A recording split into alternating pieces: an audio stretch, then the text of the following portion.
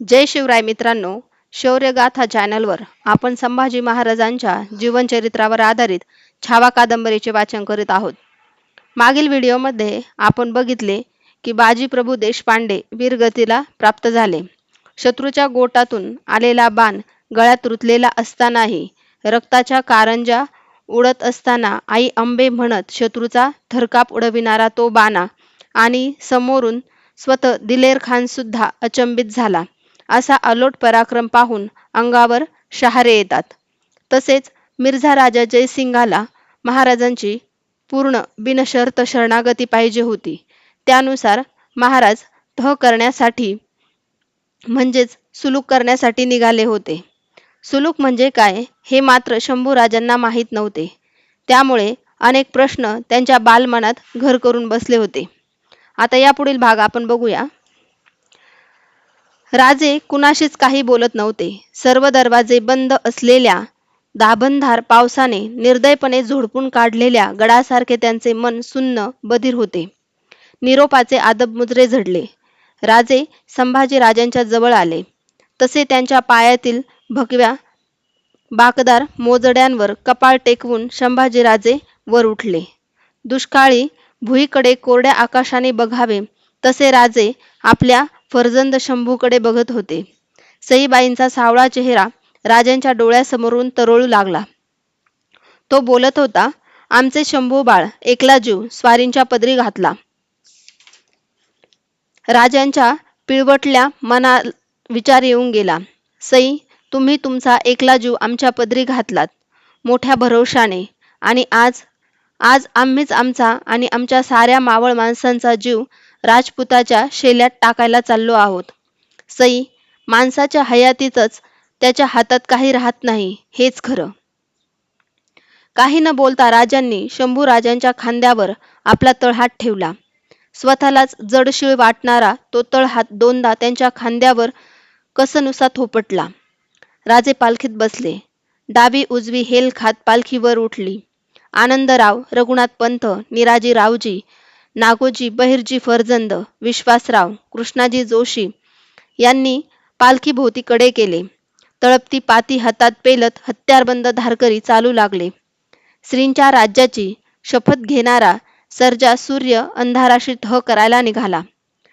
राजांच्या पालखीकडे संभाजीराजे एक नजर बघत होते. कधी नव्हते ते आज घडले होते. गड सोडताना महाराज साहेब त्यांच्याशी काहीच बोलले नव्हते. पालखी दूर जात होती. संभाजी राजांना महाबळेश्वरावर सूर्यग्रहणाच्या दिवशी राजांनी कृष्णाकाठी सांगितलेले बोल आठवत होते. राहू केतू हे सूर्याच्याच भावकीतले पापग्रह त्यांच्या धावणीची वाट रोखून धरतात. त्यांची चाल दौड मुश्किल करून सोडतात. बाळराजे सूर्यासही ग्रास पडतो. मिर्झा राजाच्या गोटाकडे राजे निघून गेले. आता राजगडावर जिजाऊ साहेब नव्हत्या. राजे नव्हते. नकळत संभाजी राजे पुतळाबाईंच्या महाली रेंगाळत होते. पुतळाबाईंची एकचित्त देवपूजा, कुणबी दासदासींबरोबर सुद्धा माया ओसंडत बोलणं, राणी वशातील इतर बाईसाहेबांची आदब राखणे, सखू, रानू, अंबा, बाळीबाई ह्या आपल्या मुलीच आहेत अशी त्यांची देखभाल ठेवणे, थोडकेच पण खूप काळ लक्षात राहील असे घंटानादी बोलणे आणि केवड्याच्या कंसाभोवती पीळ धरून बिलगलेल्या असंख्य पात्यांपैकी एकाच पाकळी पात्याने बाहेर डोकावून पिवळ्या धमक उन्हात अंगभर तळपावे तसे त्यांचे सतेज दिसणे, या साऱ्या बाबींचा शंभू राजांच्या मनावर एक खोल ठसा त्यांना नकळतच उमटून गेला होता. मायाळू स्त्रीला आपल्या मायेची दवंडी पिटवावी लागत नाही हेच खरे. आपल्या महलात गवाक्षाच्या महिरपीजवळ पुतळाबाई उभ्या होत्या. बाहेरच्या आभाळात दाटलेल्या अभ्रामध्ये आपली चिंतावली नजर त्या हरवून बसल्या होत्या. मध्येच भान येताच त्यांच्या डोळ्याची टपोरी पाखरे फडफडत होती. दाटल्या आभाळाखालून सरसर धावत दूरवर होऊन पुन्हा माघारी फिरत होती. त्यांनी पूजा बांधलेल्या अष्टभुजा जगदंबेकडे बघत संभाजीराजे त्यांच्या पाठीशी उभे होते. मध्येच वळून गवाक्षातून डोकावत होते. दूरवर दिसणाऱ्या गुंजवणी नदीची धुरकट वळणे बघत होते. सरकार थोरल्या महालानं याद केलिया. सोयराबाईंच्या खाजगीकडच्या चंद्रा या कुणबिनेने दासीने महालात येऊन आदबीने वर्दी दिली. ती ऐकताच पुतळाबाई मागे वळल्या. एक वार त्यांनी संभाजी राजांच्याकडे बघितले. पदरकाठ ठीक जमवून घेतला. चंद्रा कुणबीन आली तशी निघून गेली. चला बाळराजे, थोरल्या महलाची वर्दी आहे म्हणत पुतळाबाईंनी जगदंबेच्या मूर्तीकडे नकळतच एकदा नजर दिली आणि शंभू राजांच्या खांद्यावर आपला सुवर्ण कंकणे भरलेला हात ठेवून त्या थोरल्या महलाकडे चालू लागल्या. आपल्या महलात निळाशार पदरपोताचा शालू नेसलेल्या देखण्या सोयराबाई आपल्या कन्या राजे बाळीबाई यांच्याशी काहीतरी बोलत होत्या. दगडबंद भिंती धरून 2-4 कुणबिनी आदबिनी उभी होत्या. महलाचा उंबरठा ओलांडताच पुढे होत शंभूराजांनी माँसाहेब सोयराबाईंच्या पायांना हात लावले. सोयराबाईंनी त्यांना वर उठवून घेतले. बाळीबाई ह्या सोयराबाईंच्या कन्या राजे. पुतळाबाईंना बघताच धावत येऊन त्यांना बिलगल्या. त्यांचे दोन्ही दंड मायेने धरीत पुतळाबाईंनी सोयराबाईंना विचारले, का वर्दी देणं झालं आम्हास? स्वारींची गोटातून काही खबर? बहिर्जी आणि नागोजी राजपुतांच्या गोटातून आत्ताच गडावर आलेत. त्यासाठीच तर वर्दी दिली धाकल्याबाईंना. काय झालं? तहबंदाच्या आड असलेल्या पुतळाबाईंचे काळीज फडफडले. स्वारींनी सुलक मान्य केला. पुरंदर, कोंढाणा, रोहिडा, माहुली, लोहगड असे 23 किल्ले आणि त्यांच्या तर्फेचा 4 लक्ष हुणांचा मुलूक राजपुतास देऊ केला. आता स्वारींकडं कुल 12 किल्ले आणि अवघा 1 लक्ष हुणांचा मुलूक राहील. स्वारी कशी आहे? पुतळाबाईंनी आपल्या लालसर सरळ नाककळीकडे बघत शांतपणे विचारले. ठीक आहे. उद्या कोंढाणा राजपुतांच्या माणसांच्या हवाली करून स्वारी महासाहेबांच्या सह गडावर येत आहेत. सोयराबाई तुटक बोलल्या.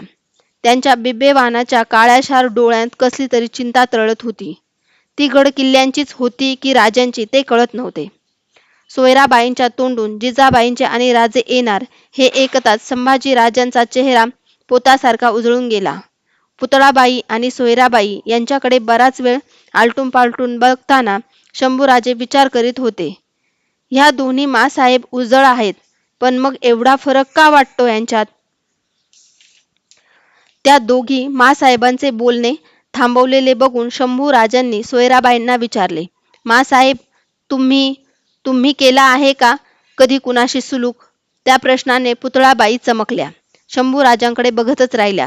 सोयराबाईंचे बिब्बेवानाचे काळशार डोळे कसल्या तरी विचित्र तेजाने उजळल्यासारखे झाले. नाकाचा लालसर शेंडा थोडासा अधिक लवला.